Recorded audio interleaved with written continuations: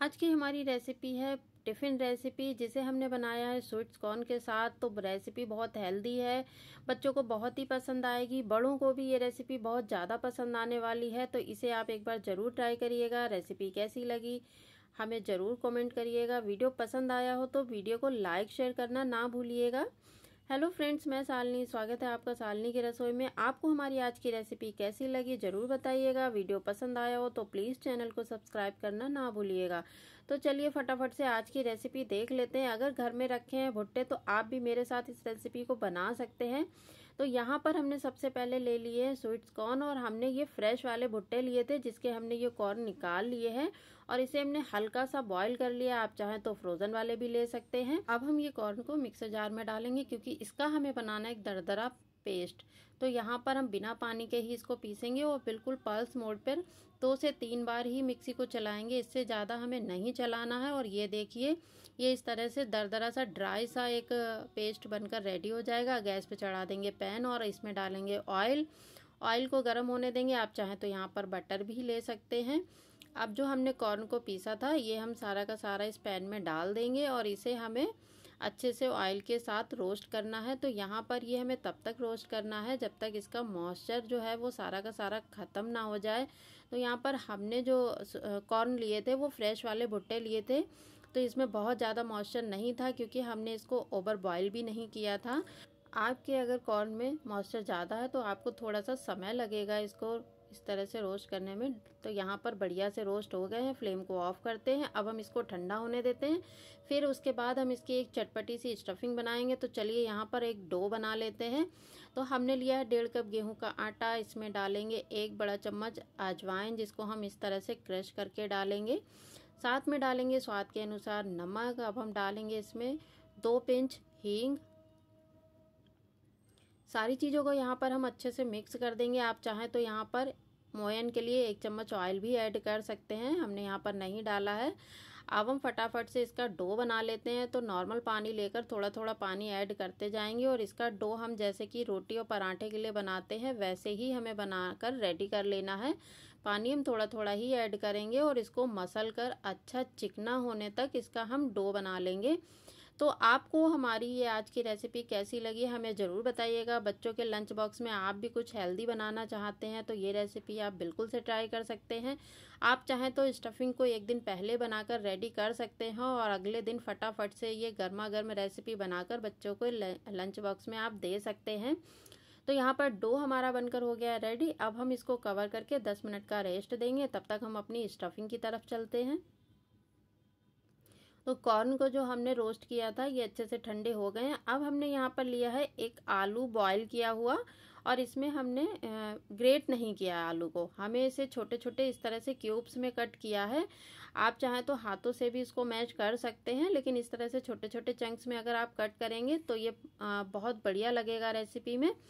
तो यहाँ पर हमने आलू तो मिक्स कर दिया। अब बारी आती है बारीक कटा हुआ प्याज। तो हम यहाँ पर प्याज ऐड कर देंगे। बारीक कटी हुई एक हरी मिर्ची ली है वो ऐड कर दिए, साथ में बारीक कटा हुआ हरा धनिया, स्वाद के अनुसार ले लेंगे नमक। अब हम इसमें डालेंगे थोड़ा सा गरम मसाला। अब हम इसमें ऐड कर देंगे भुना जीरा पाउडर।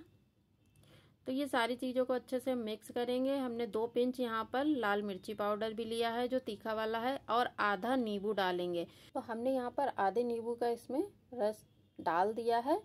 और ये स्टफिंग इतनी बढ़िया तैयार होती है, इतनी टेस्टी लगती है कि इसको आप ऐसे ही खा जाओगे। अगर आप बच्चों को दोगे तो बच्चों को भी ये बहुत पसंद आने वाली। आप चाहो तो इस तरह से ये कॉर्न चाट बनाकर भी बच्चों के लंच बॉक्स में दे सकते हैं। तो यहाँ पर हम थोड़ी सी स्टफिंग जो है उसको टेस्ट कर लेते हैं कि नमक वगैरह सब ठीक है या नहीं। तो सच में ये इतनी बढ़िया बनी है कि इसको आप ऐसे ही खा जाओगे, आपको अलग से कुछ भी बनाने की ज़रूरत नहीं है। तो स्टफिंग को हम कर लेते हैं एक प्लेट में। तो ये देखिए, ये कुछ इस तरह की है। तो बढ़िया सी एक चाट हमारी कॉर्न चाट बनकर हो गई है रेडी। तो आप सोचिए, ये चाट ही, ये हमारी स्टफिंग ही इतनी टेस्टी लग रही है तो हमारी पूरी की पूरी रेसिपी कैसी लगेगी। तो इसको अब हम रखते हैं साइड में, और जो हमने डो लगा कर रेडी किया था उसको चेक कर लेते हैं। तो डो अच्छे से सेट हो गया। फटाफट से इसको एक बार मसल के, और इसकी हमें बनानी है लोई। तो यहाँ पर हम इक्वल साइज में इसको लोइयाँ कर लेते हैं। तो यहाँ पर हमें बनानी है 4 लोई, क्योंकि हम बनाने वाले हैं इसके पराठे। तो हम आज बना रहे हैं कॉर्न पराठे, जो बहुत ही टेस्टी लगते हैं। आपने अगर ट्राई किए हैं तो कमेंट करके ज़रूर बताइएगा, नहीं ट्राई किए हैं तो एक बार ज़रूर ट्राई करिएगा। बच्चों को ये बहुत ही पसंद आएगी, तो आप भी लंच बॉक्स में इसको बच्चों को दे सकते हैं। तो यहाँ पर हमने इसकी लोइयाँ बराबर बराबर कर ली थी। अब एक लोई ले लेंगे और इसको हमें रोटी का शेप देना है। तो यहाँ पर हम क्या करेंगे, थोड़ा सा सूखा आटा डालकर और इसको हम एक रोटी का शेप दे देते हैं। ये हमें ना तो बहुत ज़्यादा पतली ना बहुत ज़्यादा मोटी बेलनी है। तो यहाँ पर पहले हम इसको रोल कर लेते हैं। तो ये लीजिए, हमने इसको एक नॉर्मल साइज़ में रोल कर लिया है। इससे ज़्यादा बड़ा इसको अभी हम नहीं बेलेंगे। तो अब हम क्या करेंगे, जो हमारी दूसरी लोई थी हम उसको भी इसी तरह से रोल कर लेंगे, सूखा आटा लगा लेंगे और फटाफट से इसको भी हम रोल कर लेते हैं। तो लीजिए, यहाँ पर हमारी 2 रोटियां हो गई हैं तैयार। तो अब हम क्या करेंगे, जो हमने पहली वाली रोटी बनाई थी दोनों को इस तरह से रखकर देख लेंगे कि दोनों बराबर होनी चाहिए, बिल्कुल इक्वल ही होनी चाहिए। तो यहाँ पर ये मैं थोड़ी सी छोटी लग रही है, तो इसको हम फिर से हल्का सा रोल कर लेंगे। बस हल्का सा ही करना है, बहुत ज़्यादा नहीं करना है। तो सूखा आटा लगाकर इसको बस हल्का सा हमने रोल कर लिया है। तो ये दोनों अब बराबर हो गई हैं। अब हम इसमें जो हमने स्टफिंग बनाई थी वो हम फिल करेंगे, और वो हम करेंगे बहुत सारी, क्योंकि ये कॉर्न पराठा है। तो इसमें स्टफिंग जितने अच्छे से होगी उतना ही हमारा पराठा टेस्टी लगेगा। और यकीन मानिए, ये आपका पराठा ना फटेगा ना कहीं से स्टफिंग निकलेगी, और बहुत बढ़िया बनकर रेडी होगा। और इसमें स्टफिंग हमने कम से कम 8 से 9 चम्मच हमने स्टफिंग इसमें रखी है। आप खुद देख सकते हैं कि हमने कितनी सारी स्टफिंग रख दी है, और बहुत बढ़िया से ये स्टफ होके पराठा बनकर रेडी होगा। तो यहाँ पर अब हम क्या करेंगे, जो हमने एक रोटी के ऊपर अच्छे से स्टफिंग को फैला लिया, और इसके कॉर्नर तक हमें नहीं जाना है, थोड़े से साइड को हम एक्स्ट्रा छोड़ देंगे और यहाँ पर अच्छे से इक्वली फैला लेंगे। स्टफिंग हमने कितनी सारी इसमें रखी है आपने खुद ही देखा होगा। हमने लगभग यहाँ पर 8 से 9 चम्मच स्टफिंग इसमें रखी है, और बहुत बढ़िया ये स्टफ पराठा बनकर रेडी होगा स्वीट्स कॉर्न का। तो यहाँ पर हमारी जो दूसरी वाली रोटी थी इसको हम इसके ऊपर रखकर और ये साइडों से इसको अब अच्छे से सील कर देंगे। बिल्कुल भी ये खुलना नहीं चाहिए। तो आप चाहें तो ज़रूरत हो तो हल्का सा साइडों में पानी भी लगाकर इसको सील कर सकते हैं, लेकिन ये ऐसे ही अच्छे से का सील हो जाएगा। तो यहाँ पर अब हम उठाकर और इसको अच्छे से हाथों से प्रेस कर देंगे। जो भी इसके अंदर एयर होगी वो निकल जाएगी, जिससे बेलते समय ये फटे नहीं। अभी इसे हमें हल्का सा और रोल करना है, तो हम इसको हाथ में उठा लेंगे और सूखा आटा डालेंगे। यहाँ ऊपर भी थोड़ा सा सूखा आटा लगा देंगे, जिससे ये बेलन में चिपके नहीं, क्योंकि स्वीट्स कॉर्न जो है वो भी हमने दरदरे रखे हैं, और जो आलू है वो भी हमने बड़े बड़े थोड़े से क्यूब्स में कट किया है। तो यहाँ पर बिल्कुल हल्के हाथों से हम इस तरह से रोल करेंगे, जिससे ये जो हमारी स्टफिंग है वो पूरे पराठे में इक्वल हो जाए। तो यहाँ पर हम इसको इस तरह से हल्के हाथों से रोल कर लेंगे, और ये हमारा पराठा हो जाएगा रेडी। इसको अब हम सेकने के लिए, ये पराठा हमारा रेडी हो गया है। तो यहाँ पर हम इसी तरह से बाकी का दूसरा पराठा भी बनाकर रेडी कर लेंगे। तो इसको हम रख लेते हैं प्लेट में। हम पहले दोनों पराठे रेडी कर लेते हैं। तो दूसरे वाले पराठे की भी हमने दोनों रोटियां तैयार कर ली थी। उसमें अच्छे से स्टफिंग फिल कर देंगे, हाथों से स्टफिंग को फैलाएंगे और दूसरी वाली रोटी को उसके ऊपर रख कर और अच्छे से इसको कर देंगे प्रेस, और चारों तरफ से इसको सील करेंगे। तो बढ़िया से सील ज़रूर करिएगा, नहीं तो ये खुल जाएगा तो स्टफिंग आपकी निकलने लगेगी। आप चाहें तो थोड़ा सा पानी लगाकर उसको अच्छे से सील कर दीजिएगा। अब हम इसमें सूखा आटा लगाकर और इसको भी हल्के हाथों से रोल कर लेंगे, जिससे हमारा ये थोड़ा सा पराठा जो है वो स्टफिंग अच्छे से पूरे में हो जाए और पराठा बढ़िया से ये बन जाए। तो लीजिए, ये दोनों पराठे बनकर रेडी हो गए हैं। अब चलते हैं गैस की तरफ। गैस पे हमने तवे को पहले से ही चढ़ा दिया था। तवा जैसे ही गर्म होगा, अब उसके ऊपर हम ये अपना जो पराठा हमने बनाया है वो डाल देंगे। तो यहाँ पर ये एक पराठा इतना हैवी बनेगा कि अगर बच्चा एक ही खा लेगा तो उसका पेट उसी से ही भर जाएगा।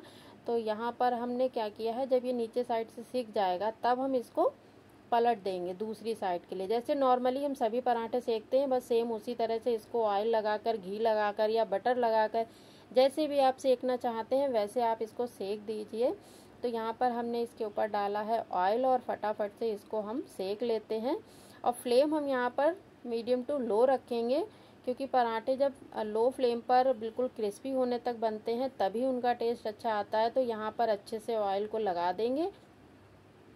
तब तक नीचे वाले साइड में भी अच्छे से ये सिक गया है। अब हम इसको वापस से पलट देंगे दूसरी साइड, उधर भी फिर हम ऑयल लगा देंगे। तो ये लीजिए हमने दूसरी साइड भी पलट दिया और ये देखिए हम इसको इतना उलट पलट रहे हैं लेकिन बिल्कुल भी ये साइडों से खुल नहीं रहा है। अच्छे से स्टफिंग ये हो गया है, सील भी हो गया है। तो पराठे आप कोई से भी बनाएंगे, अगर आपके पराठे फट जाते हैं, बिल्कुल भी स्टफिंग उसमें अंदर अच्छे से नहीं फिल हो पाती है, तो आप इस ट्रिक के साथ पराठा बनाइए तो बहुत बढ़िया पराठा बनकर रेडी होगा। बिल्कुल भी ना फटेगा, ना कहीं से स्टफिंग निकलेगी। और ये लीजिए दोनों साइड से बढ़िया से ऑयल लगाकर उलट पलट कर हमने पराठे को सेक लिया है और बहुत ही क्रिस्पी करारा पराठा बनकर हो गया रेडी। इसी तरह से हम दूसरा वाला भी पराठा सेक लेंगे।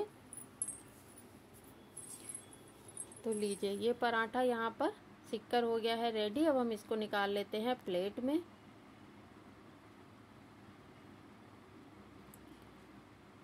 तो आपको हमारी ये कॉर्न पराठा की रेसिपी कैसी लगी हमें ज़रूर बताइएगा। एक बार रेसिपी को ज़रूर ट्राई करिएगा, बहुत ही टेस्टी रेसिपी है। इसे आप चटनी के साथ, रायते के साथ, सॉस के साथ या फिर चाय के साथ, जिसके साथ आप एंजॉय करना चाहते हैं आप कर सकते हैं। तो पराठे यहाँ पर बनकर रेडी हो गए हैं। तो ये साइज़ में थोड़े से बड़े हैं, तो बच्चों के लंच बॉक्स में आप चाहें तो ऐसे ही फोल्ड करके रख दीजिए, लेकिन हम क्या करेंगे इसको 4 पीस में कर देंगे। तो इसको हम इस तरह से कट कर देंगे जिससे बच्चों को ये खाने में थोड़ा सा इजी हो जाएगा। तो इस तरह से हम इसमें कट लगा देंगे जिससे बच्चों को खाने में भी इजी रहेगा और साथ में लंच बॉक्स में हम पैक करने में भी हमें थोड़ा सा इजी हो जाएगा। और बच्चों को भी जब कुछ अलग सा दिखता है तो बच्चे खाना भी पसंद करते हैं। तो इस तरह से हम इसको कट कर लेंगे जैसे कि हमारे पिज़्ज़ा के पीसेस रहते हैं, सेम उसी तरह से हमने इसको कट कर लिया है। तो लीजिए यहाँ पर हमने इसको 4 पीस में कट कर लिया। आप कर लेते हैं प्लेटिंग। तो फटाफट से हमने इसको प्लेट में रख लिया है। इसके ऊपर डालेंगे हरा धनिया। तो हरा धनिया से हमने गार्निश भी कर दिया और साथ में हमने ये तीखी वाली लहसुन की चटनी सर्व की है जिसके साथ पराठे का स्वाद दुगना हो जाता है। तो आपको ये चटनी की रेसिपी चाहिए हमें कमेंट करके ज़रूर बताइएगा। बहुत ही आसान है इस चटनी को बनाना, लेकिन स्वाद इसका बहुत ही बढ़िया होता है। तो आपको हमारी ये कॉर्न पराठा की रेसिपी कैसी लगी हमें ज़रूर बताइएगा। इसे आप चाय के साथ, चटनी के साथ, रायते के साथ, दही के साथ, जैसे चाहे वैसे पसंद करिए। ये सभी के साथ बहुत ही टेस्टी लगता है। और स्टफिंग की बात की जाए तो लीजिए आप खुद से देखिए कि स्टफिंग पूरे पराठे में अच्छे से है या नहीं। तो यहाँ पर आपको दिख रहा होगा कि जो स्वीट्स कॉर्न है उनके छोटे छोटे चंक्स हैं। हमने बिल्कुल भी इसको बारीक पेस्ट नहीं बनाया है। तो ये खाने में मुंह में जब आएगा तो बहुत ही टेस्टी लगेगा। तो आप भी एक बार इस रेसिपी को हमारे तरीके से ज़रूर बना कर देखिएगा। रेसिपी आपको कैसी लगी, वीडियो कैसे लगते हैं हमें कमेंट करके ज़रूर बताइएगा। इसी तरह की अमेजिंग सी रेसिपी के लिए चैनल को सब्सक्राइब करना ना भूलिएगा। तो लीजिए बढ़िया सा पराठा ये चटपटी चटनी के साथ एंजॉय करिए। बहुत ही टेस्टी बना था। रेसिपी कैसी लगी कमेंट ज़रूर करिएगा। वीडियो को लाइक शेयर करना ना भूलिएगा। तो चलिए मिलते हैं नई रेसिपी के साथ अगले वीडियो में। Bye bye.